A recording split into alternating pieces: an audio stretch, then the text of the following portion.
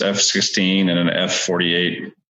I've got about 50,000 LEDs, and we run over 20 motors. Very nice. And how many of those pixel toothing boards did you ordered? I've only got the 2 that Dave sent me. I didn't order any more. So what would you say is unique about your display? Mostly that it's the motors. I mean, would you say that's your coolest thing? I mean, other people use motors. I think we really integrate the LEDs, the pixels, and the old type display together. I think it's a good mixture. Like, I mean, I get a lot of crap on the X-Lights forum. What is this on here for? Oh, it's not a show. But I mean, I think I integrate it really well with having the show with the regular old style display that you would have seen in the 70s or the 80s when we were kids. I don't call it old style. I call it classic. That's fine too. It is an absolutely, and I mean that in the best way, the absolute biggest complimented way. It is a classic look. If you haven't seen my display, I try to be about 50% traditional and 50% pixels. I honestly have to say I have never seen your display.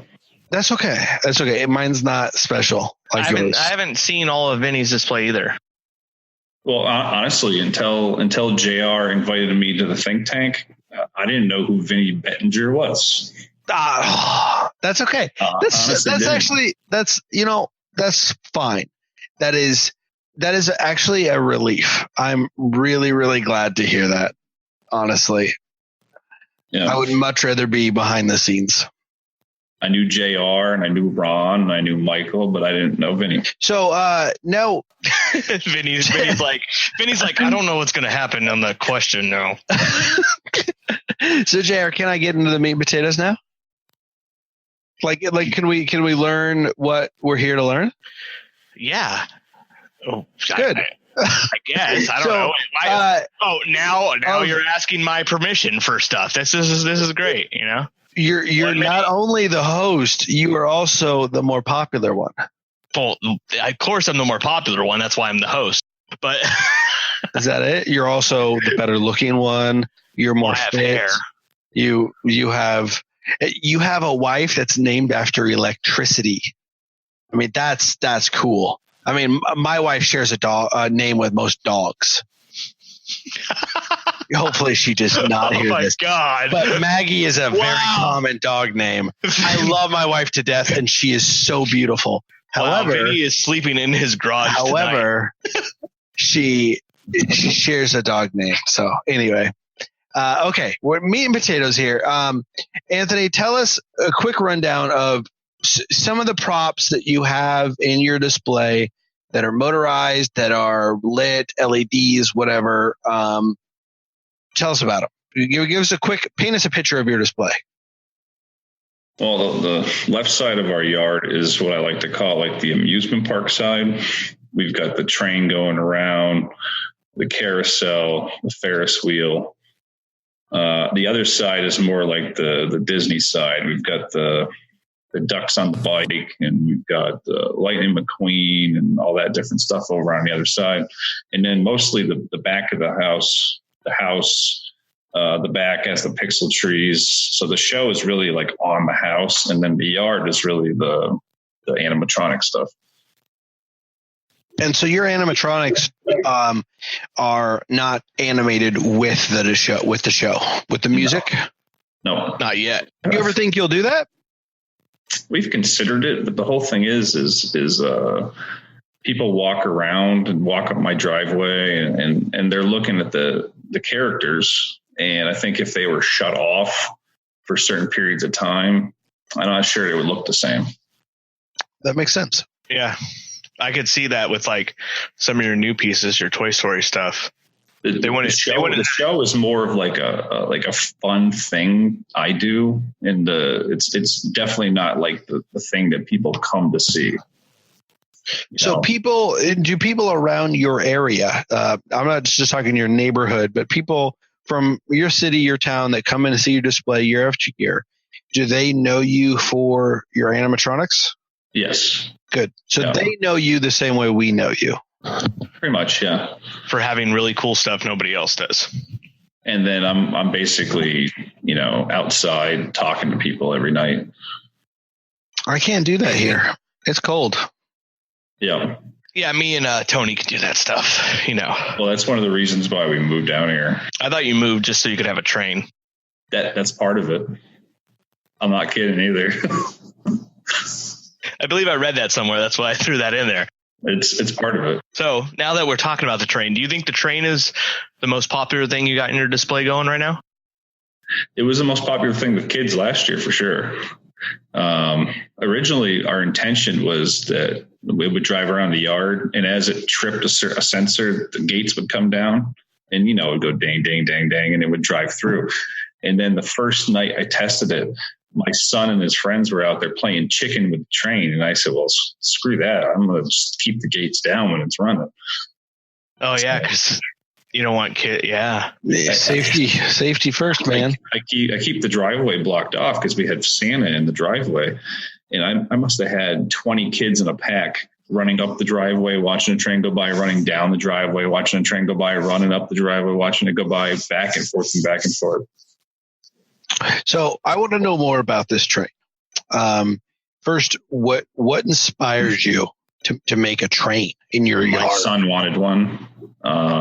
He really loves trains, and it's something that I had wanted to make for a while, and it just kind of came together, I guess.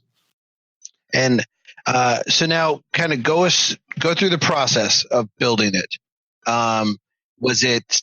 I guess I want to go back. Everything. I want to know everything about building it, of how you did it, what you used. Do the best you can.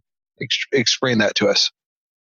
Well, I mean, first it was a lot of planning, because first we were going to build one, similar to like Walter Monk houses or something. But the whole thing is my yard, it's like 90 feet from my street to my house. So anything I make that's small, like, disappears. So I have to make everything large, because I'm not like a walk through like JR or a drive through. People see it from the street. So we decided if we're going to make one, we're going to make the biggest one we can. And I don't know if you can tell, but it's pretty big. So we had to figure out what was the biggest train we could make that would fit in the yard. And I don't know if you can see the tracks on the videos, but it's legitimately the biggest track that you can have in the yard. It can't go any bigger. I actually had to move some bushes just to fit it. But so then we found some plans on what's that old magazine from the 60s? Popular Mechanics. And I only know this because I asked you and you sent me the plans. Yeah, Popular Mechanics, they had plans. I mean, we modified them a lot, but it was modified from Popular Mechanics for the engine. We built the tracks and that from the plans, modified it where it needed to be modified, and it ran really good. The caboose was something we came up all by ourselves, but it's made entirely out of plywood, hardwood, EMT pipes. The tank on the front is a Red Bull cooler from the gas station. The stack is AC ducting. So it's just kind of thrown together. And what I gotta ask this before I forget. What did your wife and your neighbors say when you started removing bushes for a Christmas light prop? Vinny, he didn't remove them. He specifically said he moved them. I was going to ask him how you move bushes. Did you move them or you removed them? I changed landscaping around to fit the train. Okay, so you kept them at least. Okay. One bush doesn't exist anymore. I have done that in my yard. I have actually taken out trees because I'm like, this tree is such a pain in the ass for where I want these lights to be. All right. Well, you got to understand is I have like 3 large oak trees in my yard. When we moved into the house, the second one back, the big one, had azalea bushes planted in a circle around it. And it was like 22 feet across. So 3 weeks after we moved in, we're out there with beers and a Tahoe and chains, ripping all those bushes out. Neighbors all thought we were out of our minds. Then they learned you needed room for your Christmas display. They still had no idea. That's awesome. A few weeks later, I was running EMT pipe all over the house to build the pixel outline. And somebody was like, are you putting sprinklers on your roof? Sprinklers. That's awesome. Yeah. I've removed a tree out of the orchard just for my mega tree to have a good spot. Oh, that's a little light, man. You gotta move like 50 bushes. Yeah, and I prune after, like I'll put up some of my display and then I'll go prune some of the apricot trees just so I could get good view of stuff. Yeah, I bet. All right, so what does your neighborhood think of your display? I mean, you've got a train in your yard, you got all these animatronics, your neighbors across the street, your neighborhood. What do they think of your display? Neighbors love it. They really do. And actually, two of the newer neighbors that have moved in, they bought their house in December.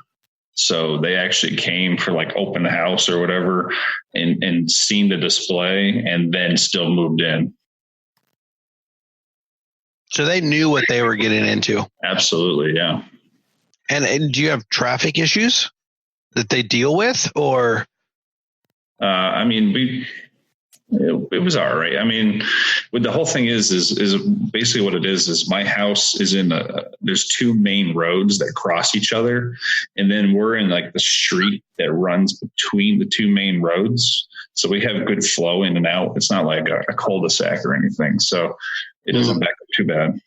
So if you were to say your neighbor was going to get into this hobby and start out fresh, what are some of the tips and stuff you could tell somebody new about getting into this hobby? What is some things that you did that you would completely do different now that you know so much more about it?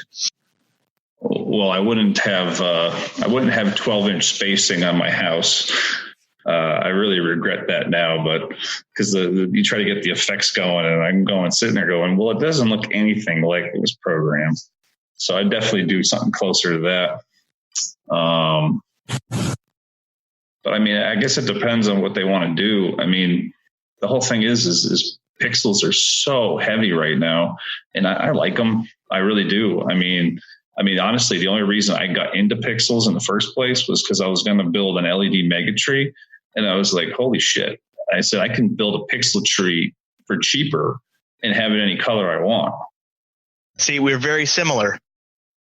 That is why I got into pixels, though, too, is because I had a decent sized mega tree with AC lights on it, and I Mr. Christmas running it. And I started looking into replacing my AC lights with LEDs. And I had like 7 colors per strand going up, and I had like 32 strands. And I was starting to price it all out, and this is ridiculous. And I started searching all over the internet, and I found pixels. That's how I ended up in pixels. It was the cheaper alternative to buying all those AC lights. Yeah, I mean, LEDs. Yeah, same thing. I like Tony even more now. Me and Tony are he's like the Florida version of me. Yep. Except for he's got a train. I don't have a train. We'll see about that. I still have hopes for him yet. I do. I have high hopes for him yet. Dude, Tony, my display is about 2 acres is what covers my display. And I would love a train. I would absolutely love a train. At this point, I don't know where I'd put it. However, in 2 acres, I would love it. I would love a train. I have other things I think I would. I wish I had your knowledge of motors and things like that, which is going to lead me into my next question. Not if at all. I know absolutely nothing about motors, how you wire them, how you make them work, nothing. I don't know anything about them. So where would you say, okay, if you want to learn a little bit about how to make a motorized prop, Where would you say I should go to learn? Honestly, I have no idea. I learned from my dad. I mean,